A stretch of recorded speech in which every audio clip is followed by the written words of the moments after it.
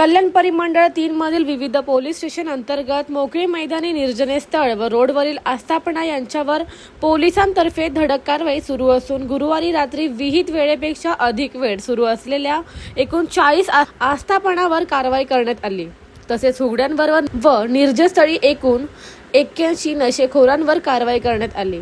अशा एकूण 121 कारवाई करण्यात आली आहे। त्याचप्रमाणे रस्त्यांवर अतिवेगाने मोटरसायकल चालवणे आणि ट्रिपल सीट वाहन चालवणे याबद्दल एकूण 101 जणांवर कारवाई करण्यात आली। The bureau report, discovery TV news.